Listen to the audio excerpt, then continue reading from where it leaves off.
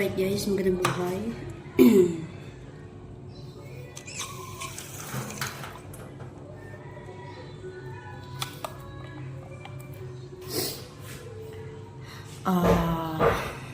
Ito corn beef. Meron siyang sangkap formalin. Meron siyang artificial preservative na sangkap.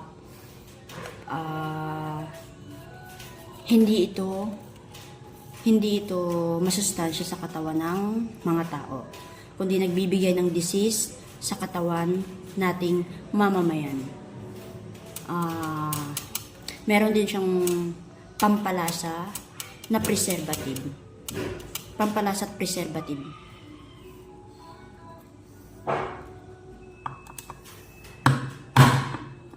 Buksan na natin guys, kung paano ko buksan.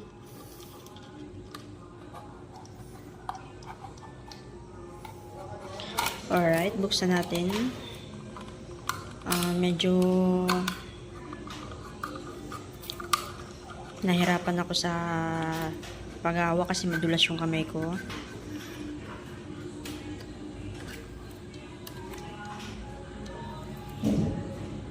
Ayan. Alright. Corn beef na may corn beef na may sangkap artificial preservative at formalin. Isang chemical na inilalagay nila, inihahalo nila para ma-preserve ang karne. Siguro nasa 1 taon rin to, mahigit 1 taon bago masira. Kapag nasira naman siya, nagkakaroon lang siya ng, alam niyo yung ano, yung kalawang. Kasi ang nasisira lang ay yung lata. Nagkakaamag ang isda.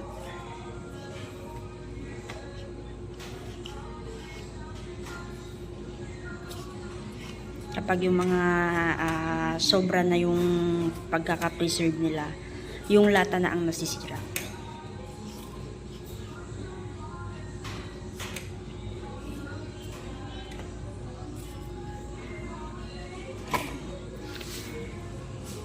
Hiwa tayo ng carrots. Lagyan natin ng carrots. I-mix natin. Ito yung favorite ko. Kainin, carrots, pipino, kamatis, tsaka sa mga putas naman, ubas.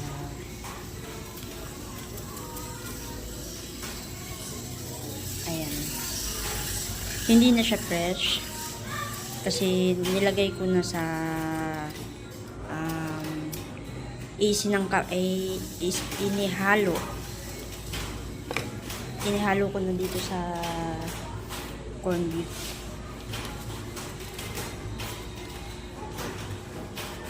Tapos yung kalahati nakamix siya sa adobo.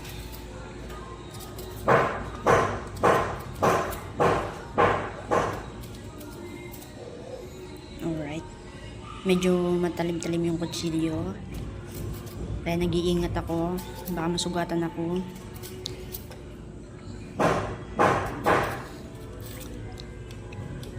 Nawala kasi yung mga gamit ko. Kaya wala akong kagamitan. Wala kang kagamitan dito na makikita. Wala kang... Hindi ka mula dati na yung makikita mo. Meron akong amplifier. Video okay yun. Tapos Astron TV. Nawala lahat sa inuupahan ko sa Uptown Village sa Pangmaragol, Tarlac City. Lahat, simot lahat. Pati yung mga damit ko, yung uniforme ko sa pagka-riders, yung uniform ko sa racing, nawala rin kasama. Yung mga lace ko, lahat. Pati passport ko, pati yung tawag dito, motorsiklo ko. Pati yung sa dulo ng dito. Yung ibang documents ko, yung mga ID, yung ibang yung POE info sheet, yung diploma, Kamatis. lahat nawala. Kilis ng kutis.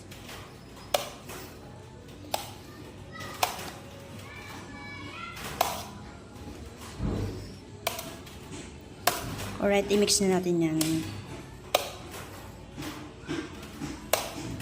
Hindi ko na niluto pala guys, kasi niluto na nila ito sa machine bago nila sinilid sa lata. Niluluto nila sa chemical pa rin.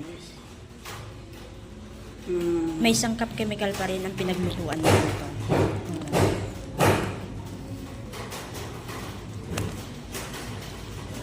Para manuot doon, di ba, habang kumukulo, nanunuot yung formalin sa katawan ng isda, sa karne. Sinisip-sip ng karne yung formalin. Alright. Sandok ng kanin. Pasensya na guys kasi hindi ako mayaman. Hindi ako kasing yaman nila na para maganda yung videos ko. So, hindi ito pagpapasikat. Ito ay inilahad ko ng taus-puso na may buong katapatan sa bansang sinilangan ko. Hindi lang para sa akin, hindi lang para sa inyo, kundi para sa buong mundong mamamayan na hindi nakakaalam ng mga preservative, hindi nakakaalam kung ano yung mga sangkap na inilalagay nila sa mga pagkain, yung mga chemical na Ito lang ang gamit ko na nandito. nakasangkap dito sa mga pagkain na to. Yung mga seasoning na gawang chemical, gawang artificial. Ibig sabihin ng artificial ay hindi siya tunay. Ibig sabihin yan, Ayan lang. isang peking produkto Ang gamit ko na nandito. na nagkukos ng disease, nagkukos ng sakit sa ating mga katawan, Gamit sa ko ating ibang gamit. organ. Ayan. Ayan guys, makikita ninyo yung mga gamit ko, yan na lang natitira. Yan, mga bago na yan guys. So, yung dati kong mga gamit na wala na, damit na lang ang meron ako, bagong gitara, bagong higaan, at saka kunting mga pantalon, mga bagong bili lahat yun. Nabili ko lang pala sa ukay-ukay.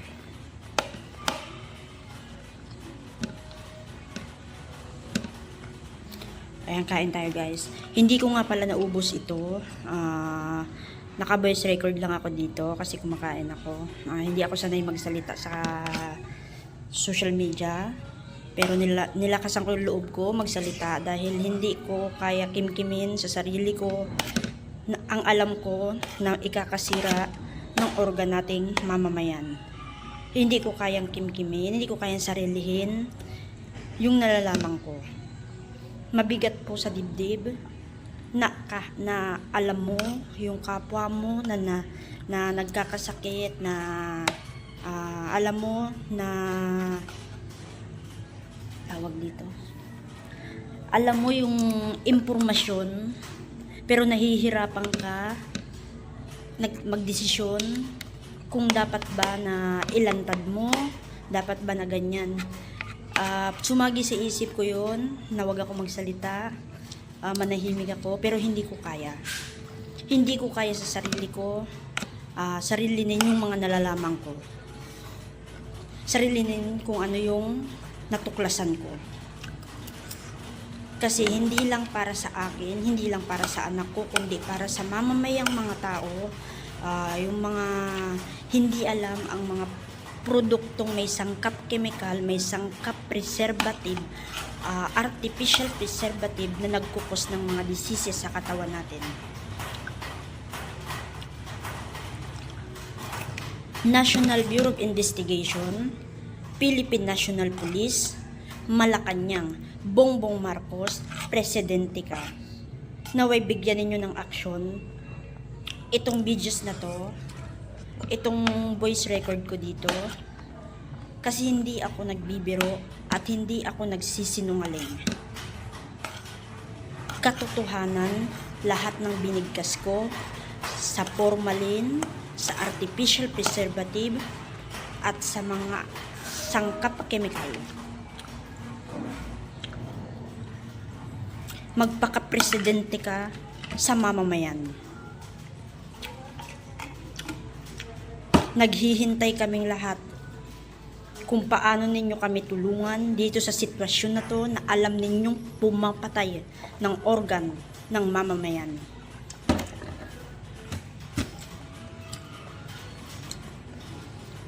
Ito ba yung pagkain na gusto ninyong ipakain sa aming mamamayan, ang may sangkap chemical, mga produktong gawa sa artificial? Ito ba ay para sa kalusugan? Hindi. Hindi ito makabubuti sa kalusugan naming mamamayan. Lahat ng nasa ospital, biktima ng artificial preservative, artificial na mga sangkap na inilalagay sa mga produkto na binibili sa supermarket, hypermarket, palengke. May mga sangkap chemical. Number one bitsin, Ajinomoto or Ajinomoto.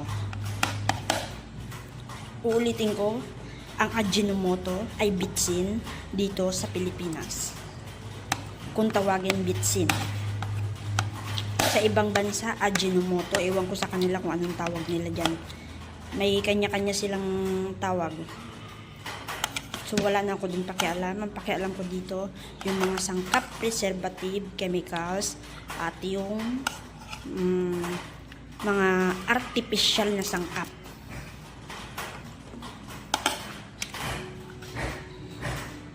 Nagkukos ng hindi maganda sa kalusugan natin. Alright. Itong paglunok ko nito, hindi ko gusto kumain ito. Hindi ko gusto lumunok ng artificial. Napilitan lang ako lumunok dahil gusto kong ipakita sa inyo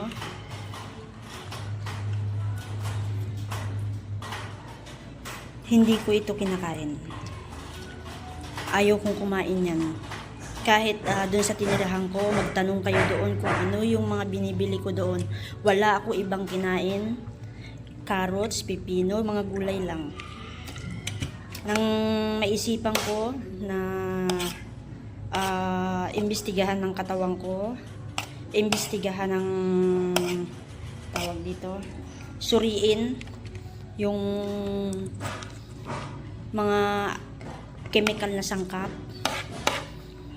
at saka yung mga powder na mga sangkap nila gawang chemical, gawang artificial. Example ko dito, Pansit Canton. Nagkasakit ako ng urinary tract infection at nagkaroon ako ng ulcer.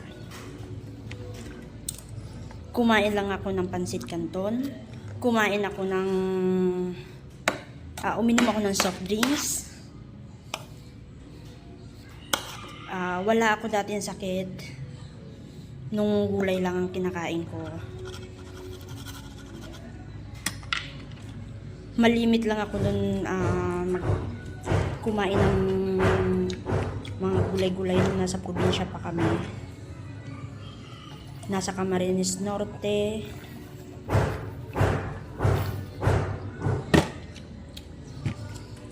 Ayan.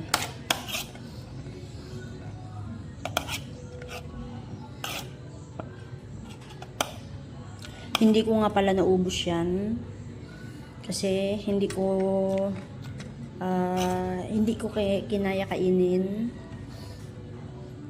Parang nasusuka ako kapag linulunok ko. Kasi alam ko sa sarili ko alam ko na ang sangkap ay isang chemical